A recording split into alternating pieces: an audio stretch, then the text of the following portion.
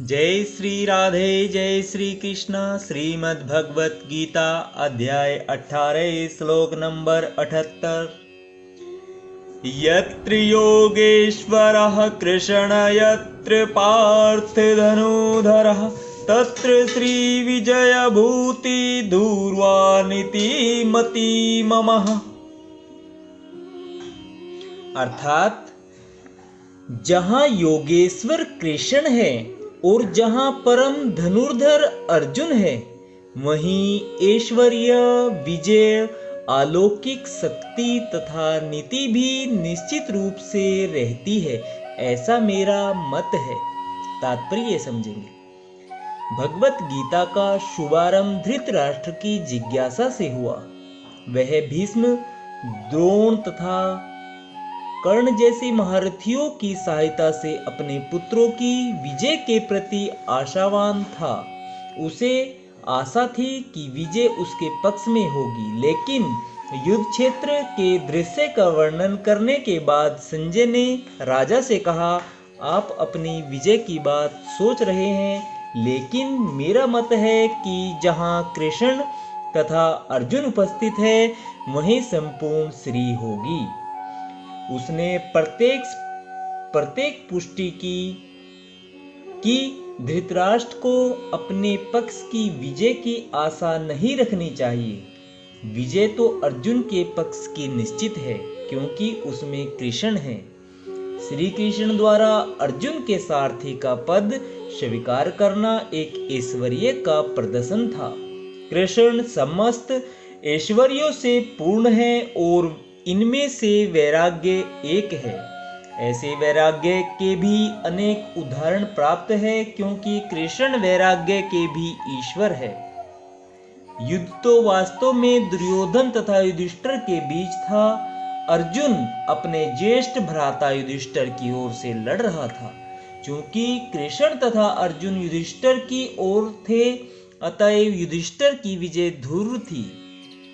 युद्ध को यह निर्णय करना था कि संसार पर शासन कौन करेगा। संजय ने भविष्यवाणी की कि सत्ता युधिष्ठिर के हाथ में चली जाएगी। यहाँ पर इसकी भी भविष्यवाणी हुई है कि इस युद्ध में विजय प्राप्त करने के बाद युधिष्ठिर उत्तरोत्तर समृद्धि लाभ करेंगे, क्योंकि वे न केवल पुण्यात्मा तथा पवित्र आत्मा थे, अपितु वे कठोर नीतिवादी थे। उन्होंने जीवन भर कभी असत्य भाषण नहीं किया था। ऐसे अनेक अल्पज्ञ व्यक्ति हैं जो भगवत गीता को युद्ध स्थल में दो मित्रों की वार्ता के रूप में ग्रहण करते हैं, लेकिन इसमें ऐसा ग्रंथ कभी शास्त्र नहीं बन सकता। कुछ लोग विरोध कर सकते हैं कि कृष्ण ने अर्जुन को युद्ध करने के लिए उकसाया, जो अनैतिक है, लेकिन वास्तविक तो यह है कि भगवत गीता नीति का परम आदेश है।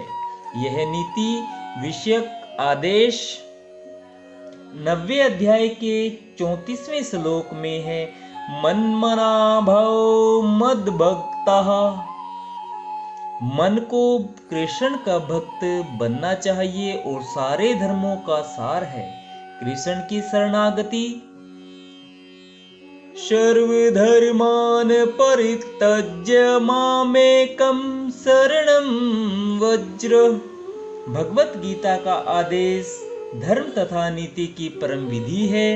अनेक सारी विधियां भले ही शुद्ध करने वाली तथा इस विधि तक ले जाने वाली हो, लेकिन गीता का अंतिम आदेश समस्त नीतियों तथा धर्मों का सार वचन है।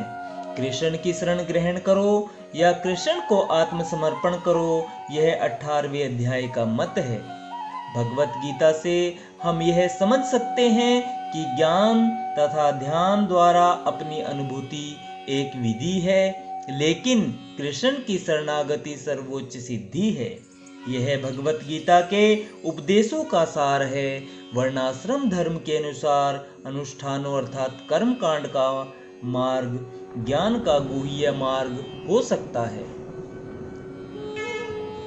लेकिन धर्म के अनुष्ठान के गुह्य होने पर भी ध्यान तथा ज्ञान गुह्यतर तथा पूर्ण कृष्ण भावना भावित होकर भक्ति में कृष्ण की शरणागति गुह्यतम उपदेश है। यही 18वें अध्याय का सार है।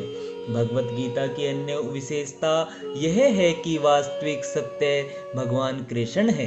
परम सत्य की अनुभूति तीनों रूप में होती है, निर्गुण ब्रह्मा, अंतर्यामी परमात्मा तथा भगवान श्री कृष्ण। परम सत्य के पूर्ण ज्ञान का अर्थ है कृष्ण का पूर्ण ज्ञान। यदि कोई कृष्ण को जान लेता है तो ज्ञान के सारे विभाग इसी ज्ञान के अंश है। कृष्ण दिव्य है क्योंकि वे अपनी नित्य अंतरंगा शक्ति में स्थित रहते हैं। जीव उनकी शक्ति से प्रकट है और दो श्रेणी के होते हैं, नित्य बद्ध तथा नित्य मुक्त। ऐसे जीवों की संख्या असंख्य है और वे सब कृष्ण के मूल अंश माने जाते हैं। भौतिक शक्ति 24 प्रकार से प्रकट होती है। सृष्टि शाश्वत काल द्वारा प्रभावित है और बहिरंगा शक्ति द्वारा इसका सृजन तथा संहार होता है। यह दर्शन जगत पुनः पुनः प्रकट तथा अप्रकट होता रहता है। भगवत गीता में 5 प्रमुख विषयों की व्याख्या की गई है। भगवान, भौतिक प्रकृति, जीव, शाश्वत काल तथा सभी प्रकार के कर्म। सब कुछ भगवान कृष्ण पर आश्रित है। परम सत्य की सभी धारणाएं, निराकार ब्रह्मा, अंतर्यामी परमात्मा तथा अन्य दिव्य अनुभूतियां भगवान के ज्ञान की कोटि में सन्निहित है। यद्यपि ऊपर से भगवान, जीव, प्रकृति तथा काल भिन्न प्रतीत होते हैं, लेकिन ब्रह्मा से कुछ भी भिन्न नहीं है। लेकिन ब्रह्मा सदैव समस्त वस्तुओं से भिन्न है। भगवान चैतन्य का दर्शन है अचिंत्य भेदा भेदा। यह दर्शन पद्धति परम सत्य के पूर्ण ज्ञान से युक्त है। अचिंत्य भेद अभेद, यह दर्शन पद्धति परम सत्य के पूर्ण ज्ञान से युक्त है। जीवन अपने मूल रूप में शुद्ध आत्मा है। वह परमात्मा का एक परमाणु मात्र है। इस प्रकार भगवान कृष्ण की उपमा सूर्य से दी जा सकती है और जीवों के सूर्य प्रकाश से। चूंकि सारे जीव कृष्ण की तटस्था शक्ति है, अतएव उनका संसर्ग भौतिक शक्ति अर्थात अपरा तथा अपरायाध्यात्मिक शक्ति परा से होता है। दूसरे शब्दों में, जीव भगवान की दो शक्तियों के मध्य में स्थित है और चूंकि उसका संबंध भगवान की पराशक्ति से है, अतएव उसमें किंचित स्वतंत्रता रहता है। इस स्वतंत्रता के सदुपयोग से ही वह कृष्ण के प्रत्यक्ष आदेश के अंतर्गत आता है। इस प्रकार वह हलादिनी शक्ति की अपनी सामान्य दशा को प्राप्त होता है। इस प्रकार श्रीमद् भगवत गीता के 18वें अध्याय उपसंहार संन्यास की सिद्धि का भक्ति वेदांत तात्पर्य पूर्ण हुआ। जय श्री राधे, जय श्री कृष्णा भक्तजनों। आज हमने श्रीमद् भगवत गीता के अध्याय 18 के श्लोक नंबर 78 का आनंद लिया है। जय श्री राधे, जय श्री कृष्ण।